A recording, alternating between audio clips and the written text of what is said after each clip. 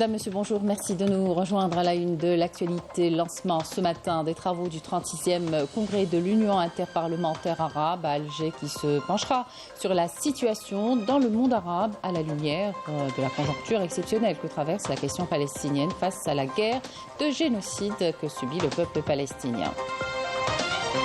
On fera justement le point sur la situation à Gaza où l'armée d'occupation sioniste poursuit ses bombardements sur Rafah malgré l'ordre de la Cour internationale de justice d'arrêter immédiatement ces opérations. Et puis on parlera de restauration céramique archéologique à travers un reportage dans un atelier destiné aux étudiants du Master 2 en moulage de l'école régionale des Beaux-Arts de Tipaza. Bienvenue à tous. Lancement ce matin des travaux du 36e congrès de l'Union interparlementaire arabe au Centre international de conférence Abdeltif Rahal à Alger. Le 36e congrès du Parlement arabe se penche sur la situation dans le monde arabe à la lumière de la conjoncture exceptionnelle que traverse la question palestinienne et face à la guerre de génocide que subit le peuple palestinien, notamment dans la bande de Gaza depuis le 7 octobre 2023. L'armée d'occupation sioniste poursuit ses bombardements sur Rafah malgré l'ordre de la Cour internationale de justice d'arrêter immédiatement ses opérations dans cette ville du sud de la bande de Gaza, d'où ont fui des centaines de milliers de personnes ce matin. 200 camions d'aide en provenance d'Égypte ont commencé à entrer dans la bande de Gaza. Melika Blel. Face à l'acharnement sioniste et à ces horribles massacres perpétrés au quotidien en Palestine, le mouvement de résistance palestinien Hamas ne désarme pas et continue sa lutte pour la libération de sa terre. Le porte-parole de Kataib al-Qassam, la branche armée du mouvement de résistance palestinien Abu Ubaïda, a affirmé avoir fait prisonnier des soldats sionistes lors d'une embuscade samedi dans le camp de Jabalia dans la bande de Gaza. Les forces d'occupation sionistes se trouvaient dans un tunnel dans le camp de Jabalia et tous leurs membres ont été tués, blessés ou faits prisonniers. Les résistants palestiniens se sont emparés de leur matériel militaire avant de faire exploser le tunnel. Par ailleurs, et en dépit de l'injonction de la Cour internationale de justice de stopper immédiatement l'agression sioniste contre Rafah, l'entité sioniste redouble de férocité. Plus de 40 Palestiniens sont tombés en martyrs et des dizaines d'autres ont été blessés ces dernières 24 heures à Rafah. Des ambulanciers et des citoyens ont récupéré les corps de 6 martyrs dans la région de Khirbat al-Ades, à l'est de la ville de Rafah, dans le sud de la bande de Gaza. L'artillerie de l'armée d'occupation a également ciblé le camp de Yabna au centre de Rafah. L'espoir d'une désescalade ne semble pas se profiler à l'horizon et ce malgré les appels incessants des Nations Unies à ne pas cibler les hôpitaux dans la bande de Gaza, à garantir l'acheminement des équipements médicaux et les médicaments essentiels et à permettre aux civils d'y accéder sans entrave. La situation humanitaire, quant à elle, est catastrophique dans la bande de Gaza. Elle se détériore chaque jour un peu plus avec un risque de famine et de nombreux hôpitaux hors service. Selon l'ONU, les opérations au sol à Rafah ont poussé environ 800 000 personnes à fuir. L'armée d'occupation sioniste continue de fermer les points de passage à Rafah, tandis que les marchandises transitant par voie maritime ne suffisent pas pour plus de 2 millions de Palestiniens. Ce qui aggrave la faim et la soif dans toutes les villes de la bande de Gaza. Obtenir une gorgée d'eau est devenu le plus grand défi pour les Palestiniens afin de survivre. Le génocide de l'entité sioniste voit l'implication directe du Marzen de nouveau pointée du doigt, des révélations dangereuses de l'universitaire et chercheur marocain Mohamed El Batewi qui parle d'au moins 4000 soldats marocains qui participent activement à l'agression barbare sioniste sur le peuple palestinien dans la bande de Gaza. Marine Damis. Le Marzen de nouveau dans l'œil du cyclone dans des massacres perpétrés à Gaza. Les pratiques douteuses d'un régime aux abois et en voie de perdre définitivement sa crédibilité. Cette fois, c'est au tour de l'universitaire et chercheur marocain Mohamed El Batewi de jeter une pierre dans la mare en révélant qu'au moins 4000 soldats marocains participent activement à l'agression barbare sioniste sur la bande de Gaza, et ce, en vertu d'une disposition de l'accord de normalisation entre l'entité sioniste et Rabat, qui engage la partie marocaine à une coopération militaire. Un enlisement sans précédent dans une trahison décriée par les Marocains libres au quotidien. «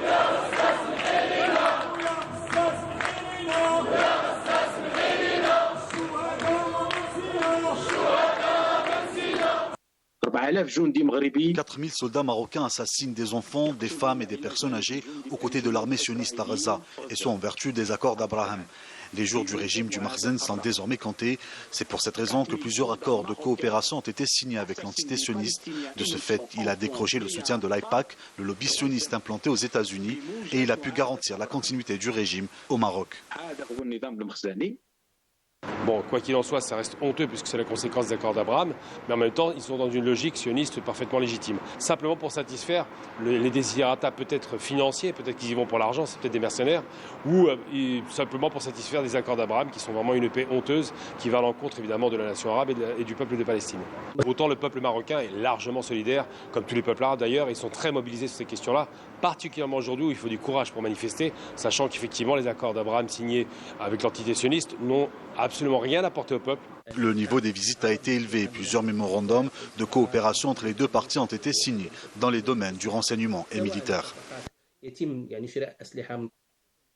Sous l'emprise des intérêts sionistes, le Maroc voit sa politique étrangère influencée par des forces agissant dans l'ombre. Cette adhésion au lobby sioniste se manifeste par un silence face aux appels de détresse des Palestiniens à Gaza.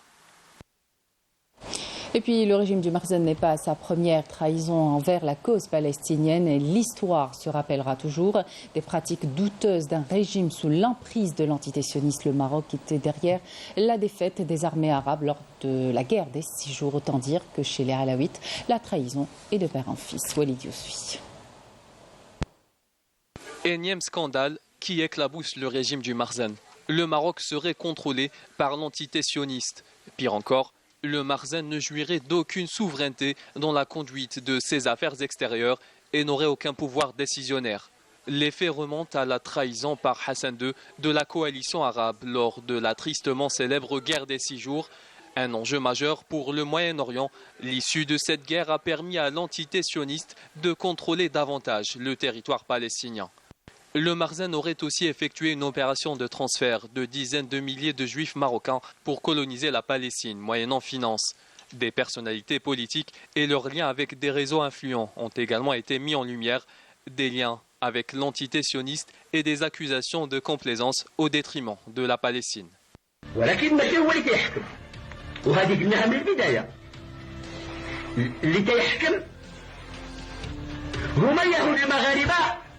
اللي من وراء أندريا زوري اللي هما ما بين 6000 و10000 يهودي هما اللي دايرين السجون السرية هما اللي تيحكموا الشعب المغربي هما اللي تيخطفوا المناضلين هما اللي تيحكموا الإخوان ديالنا في المغرب وهما اللي تيمخروا الخيرات ديال المغرب وهما اللي وصلوا المغرب لهذه الدرجة ديال الانحطاط الخلقي. Le Makhzen serait contrôlé par plusieurs milliers de juifs agissant sous les ordres d'André Azoulay, conseiller spécial de Mohamed VI.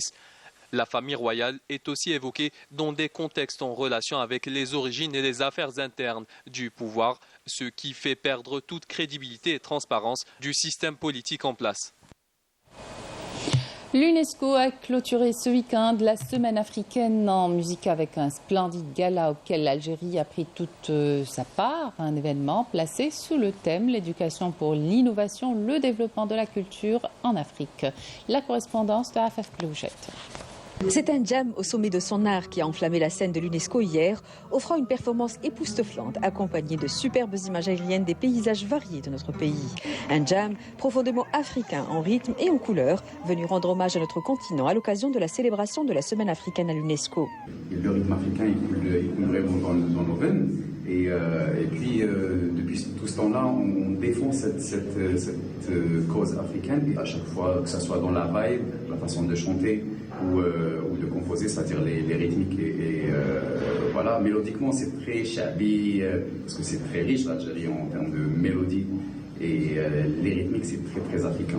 Ce gala était le point culminant d'une semaine de célébration de l'Afrique à laquelle l'Algérie a pris toute sa part, déclinant la richesse de notre culture et de notre patrimoine. L'Algérie nouvelle avance. Vous savez l'importance qu'accorde M. le Président Syed El-Medjoud Tebboune à la culture, à la défense de notre patrimoine, à la mise en avant de notre pays. Et cette année, tous les efforts ont été consentis à cet égard. Alhamdoulilah, vous avez vu à travers nos artistes, nos couturiers, nos gastronomes, et tous les artisans qui étaient présents. Il y avait la calligraphie également, il ne faut pas l'oublier. Nous avons organisé des choses des activités pour les enfants. C'est l'Algérie nouvelle. Initiée dans le cadre de la célébration de la Journée mondiale de l'Afrique le 25 mai, jour de commémoration de la création de l'Organisation de l'Unité africaine, cette semaine fut un vibrant hommage à la diversité culturelle africaine. Je trouve que c'est fantastique de voir tous ces pays unis, rassemblés au sein d'un lieu aussi prestigieux que l'UNESCO. Je trouve que ça montre que finalement tous les pays sont réunis et qu'il y a une solidarité qui existe. Et du coup, pour moi, ça véhicule un message de paix, d'apaisement, et finalement, on est tous frères et sœurs, quoi. Voilà. La paix, mais aussi la liberté, c'est justement le message de tous nos artistes qui n'ont pas manqué de manifester leur solidarité avec nos frères à Gaza à chaque tribune offerte à l'Algérie. Merci. Retour en Algérie pour parler de formation en restauration de céramique archéologique. Dans ce reportage réalisé en compagnie d'étudiants, Master 2 moulage de l'école régionale des beaux-arts de Tipaza. On va suivre avec eux les étapes de la restauration d'un objet. Fariel Hamdi. Grâce à différentes techniques, ces jeunes restaurateurs donnent une seconde jeunesse à tous ces objets. Un travail minutieux et précis. C'était bénéfique لنا هاد لا فورماسيون وفي لا فورماسيون هادو كانوا فيها 3 سيكل. المره الاولى عاودنا شفنا سي كوا لا سيراميك دو كوا سو كومبوز لا سيراميك اركيولوجيك. ابري باغ لا سويت درنا ان دوزيام سيكل على الدياغنوستيك تاع لي سيراميك اركيولوجيك. Je suis passionnée de l'archéologie parce que c'est un domaine et on est une famille d'archéologues. Un établissement public à caractère scientifique, culturel et professionnel. L'école a pour mission d'assurer la formation supérieure et la recherche scientifique ainsi que de prendre en charge la formation de l'enseignement des étudiants dans le domaine de la conservation et restauration des biens.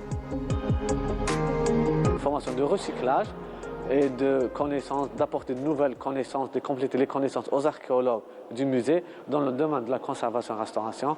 Ils vont apprendre à consolider, à coller la céramique, à préparer les résines adéquates à cette restauration et aussi au comblement de lacunes. Aussi dans ce cadre de formation, ils ont eu des informations sur la préparation de la céramique et aussi de la composition de l'argile et comment analyser l'argile utilisée dans la poterie. J'ai donné un aperçu, une introduction sur la restauration en cours théorique. Puis là, ils sont en train de pratiquer ce qu'ils ont vu, la partie théorique. Mais quelles sont les étapes de la restauration d'un objet? On rassemble tous les fragments, on les dirige vers le laboratoire qui se trouve sur le site. On fait un nettoyage, un lavage et une restauration, une première restauration à blanc, c'est-à-dire un collage. Le temps, pour avoir la forme de l'objet, pour ne pas perdre la forme de l'objet, oui, on a une fiche technique sûrement, une fiche technique de l'objet, toutes les informations toutes les informations de l'objet, puis l'objet se dirige vers le musée. La restauration repose sur une technique à froid où tout doit être réversible pour préserver l'intégralité de la pièce. De nos jours, elle utilise des méthodes modernes et déontologiques, nécessitant une formation artistique, historique et scientifique. Et voilà qui termine cette édition. Merci de votre attention. Tout de suite, les prévisions météo avec Emel Aribi. Excellente suite des programmes sur Canal Algérie.